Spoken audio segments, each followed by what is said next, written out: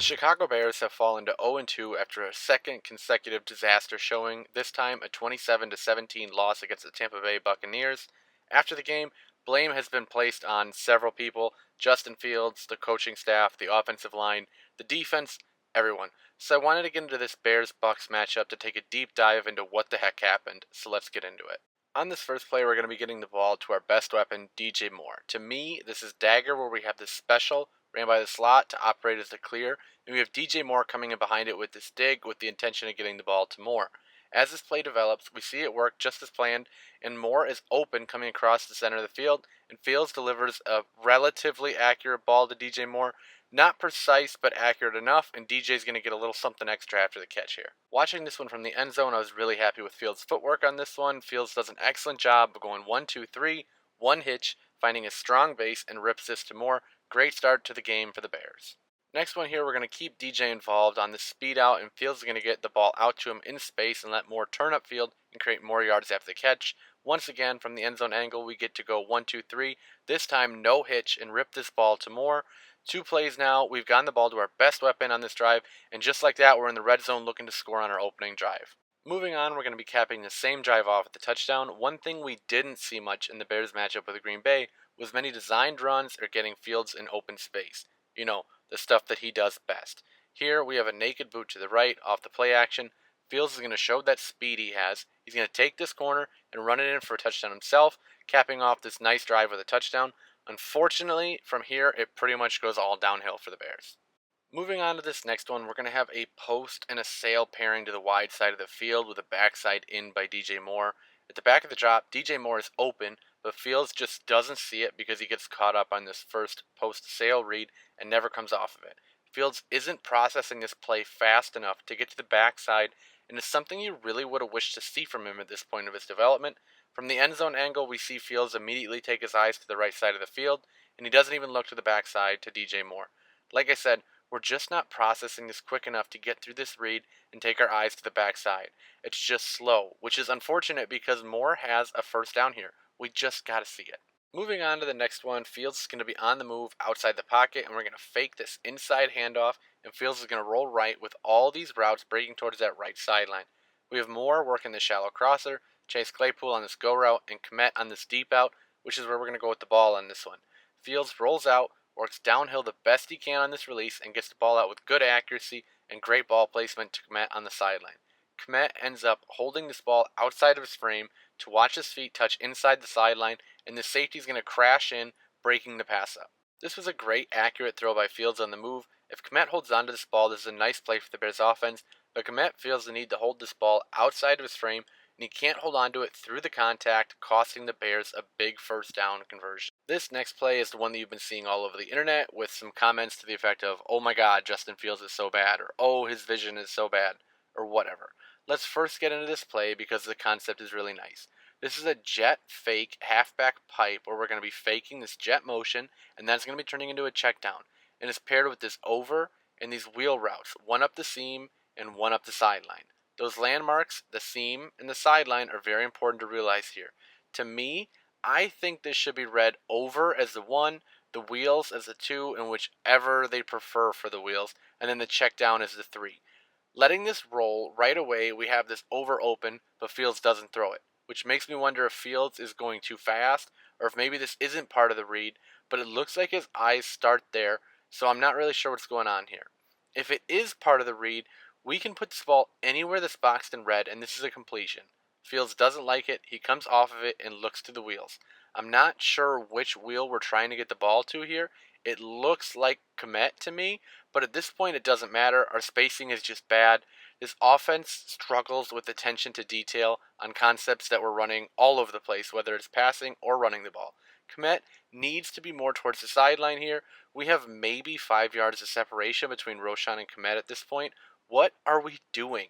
With this split, this defender is able to defend both of them. This play was specifically addressed after the game, and the reason Fields gave for not throwing it was the spacing, because this isn't good enough. Fields then takes his eyes to the check down, but is picked up, and he's just going to have to tuck this ball and eat this sack. I'm not saying Fields is without blame here, because this over flashes open early, but come on. This offense has to give him something to work with. You can see right here that he even is going to try to pump fake once. He wants to throw this wheel, but that spacing is just not there. The next one is a quick hit to DJ Moore, and on this one I want to highlight Fields' ability to throw with anticipation in the short game. Look when Fields starts to get this ball out. Moore isn't even out of his break yet. Great display of an anticipatory throw by Fields here, something we haven't seen from him much in the NFL at this point, but this is good stuff. On the next one, Fields' protection is just going to let him down here, and Fields is going to have to eat another sack and nearly lose the ball on this fumble. Defensively, we have a stunt on the defensive line with Vita Vea and Devin White. Vea is going to be working upfield and just eat the center and guard up. During this, he's basically just going to bear hug both of them and not allow the center to come off this block and pick up White on the stunt. Illegal? Yes. Called? No. But you can clearly see him with one arm wrapped around, keeping the center from disengaging.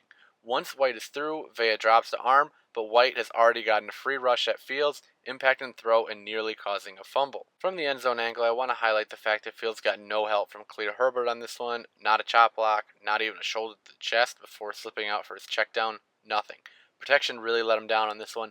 Yes, a penalty should have been called on the defense, but it wasn't. That's going to happen. You got to work through it. The next one's nearly a pick on this out route to Chase Claypool, and it's lucky that it wasn't because it was really close.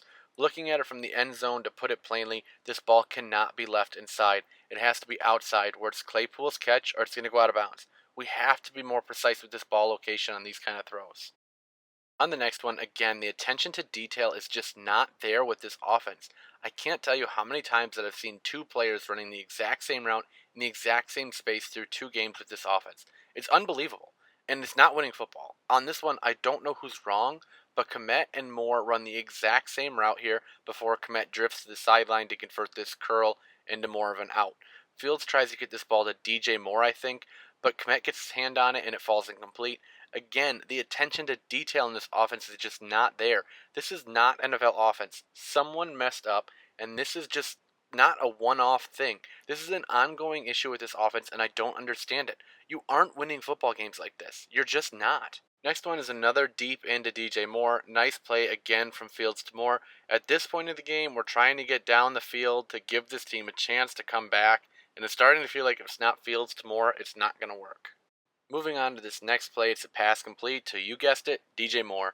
Fields does a nice job of getting some air under this one with some nice touch to hit DJ Moore on the sideline to lead him up the sideline for the first down. Nice base from Fields and a nice easy completion for the first down, and almost more if DJ Moore was able to stay in bounds here. With that being said, the one thing I also did see is that we had a chance at this big post here, but we elect to go to DJ Moore here on this crosser. It's hard to argue with it because it was a positive gain, but we had a chance for a bigger play. This next one's a touchdown, and it's actually almost identical to the play they scored a touchdown on last week with the Mooney versus Green Bay. We have this burst post by Claypool that's going to work as a natural pick-rub action for Kmet running this wheel route up the sideline. Last week, the safety played this post, leaving Mooney open on the wheel. This week, the safety is going to open his hips to the sideline. Fields reads it and threads the needle to this post for a massive touchdown to make this a one-score game. Watching this one from the end zone angle, we see just how precise this ball was from Fields. Great design, great throw. This is the type of offense that we need to see from this Bears offense on a more consistent basis moving forward. Next play, we have the ball back, down 3 with a chance to tie and go to overtime or take the lead.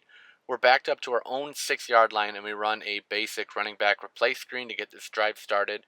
There's a penalty and it's brought back. Now what happens next is one of the worst examples of offensive play calling that I may have ever seen. We run essentially the exact same play to the exact same side of the field. It's all the same. This time it's intercepted and returned for a touchdown, basically ending this game. In the post-game interview, Levante David spoke on the play and laughed, saying that the defense knew what it was pre-snap because of the formation and the alignment. This is laughable. What are you doing? Seriously, what are you doing? It's just self-destructive coaching at this point. We cannot win like this. What are we doing in Chicago? At the end of the day, this entire team is struggling. Players aren't running the correct routes. There are plays where half the team doesn't know what they're doing. They can't protect Fields for more than 2 consecutive plays, and they're struggling to find any kind of consistency on both sides of the ball. Justin Fields has had his fair share of misses thus far, and he's not free of any blame. But the coaching, the attention to detail, and the preparation to me just appear to be severely lacking. Solely blaming Justin Fields for this start to the season is a mistake. He's had his lapses, yes, but the offensive game plan has not put him or this offense in a position to win. The Bears will not win games like this, and they have the defending champion Kansas City Chiefs next week at Kansas City. They have a lot of work to get done before that game if they want to make it any kind of a competitive one. That's all for this one. If you liked this video and found it interesting, please consider liking and subscribing to the channel. I'd really appreciate it. But that's all for this one. Like I said, leave your thoughts in the comments below. Until next time, peace.